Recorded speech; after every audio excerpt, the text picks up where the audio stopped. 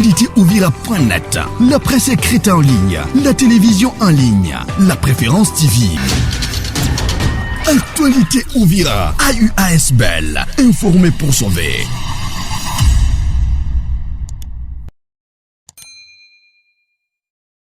Ce sont là les femmes des médias, les acteurs de la société civile et blogueurs du territoire de Fizi, de la ville et territoire d'Ouvira qui réfléchissent depuis jeudi 17 août 2023 sur l'impact de la propagation des messages de haine et de la division pendant la période électorale. Organisée par l'Union des femmes des médias pour la paix au sud de la province du Sud Kivu, cette activité se déroule dans la salle de réunion du restaurant Shalom situé sur l'avenue du Congo. L'IFMP tient cet atelier de 2 jours en partenariat avec l'ONG La Benevolencia Grand Lac. D'après les organisateurs, ce cadre d'échange est organisé dans l'objectif de réduire la polarisation qui s'observe entre différentes communautés en cette période électorale et qui a été observée lors des dépôts de candidatures à la députation nationale et qui risque aussi de s'accentuer dans l'avenir. Pour la première journée, 2 intervenants ont expliqué autour des rôles différentes matières, notamment Bani Bibenga Georges, coordonnateur de l'ONG INIREC, qui a parlé sur l'aperçu général des discours haineux et canaux de transmission dans la partie sud de la province du Sud Kivu. Pour la deuxième journée, Pacifique de l'ONG La Benevolencia a expliqué la quintessence du forum non au discours de la haine. De son côté, le chef d'antenne de la CENI a aussi expliqué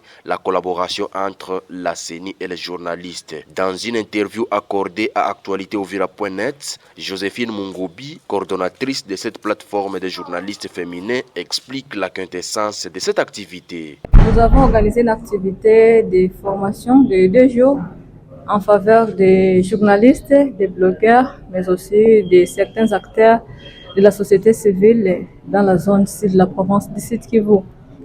Cette activité a été organisée dans le cadre de voir à notre niveau comment nous pouvons réduire la propagation des discours haineux.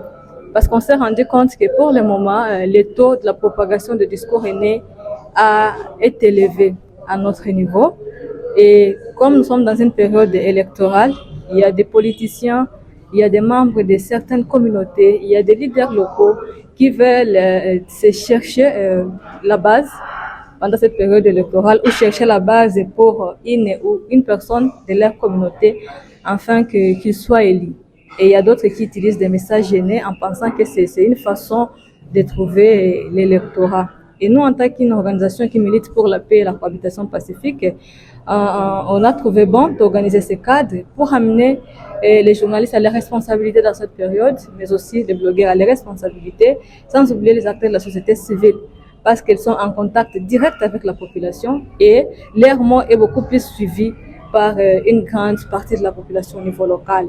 C'est pourquoi on a essayé de réunir une quarantaine de personnes pour ensemble discuter sur cette question qui touche la paix, cette question qui touche sur la cohabitation pacifique et une question qui touche réellement sur les élections. Parce que si une fois il n'y a pas la paix, il n'y a pas de cohabitation pacifique, si une fois nous sommes dans des tensions, des violences, et c'est vrai que les élections n'auront plus lieu.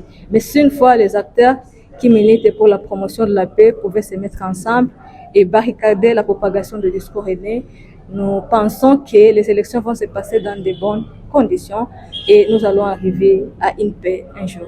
Les participants de ces assises ont aussi affiché leurs sentiments face à cette activité. Je veux dire seulement à la population qu'elle s'expose à des sanctions parce qu'il y a des lois qui réglementent les domaines de la communication et de la pratique du Congo.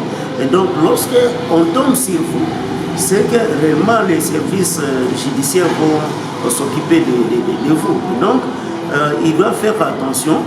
Ce n'est pas une façon de se valoriser à véhiculer ces messages de haine ou chercher des positionnements politiques ou essayer un peu de montrer qu'on est leader.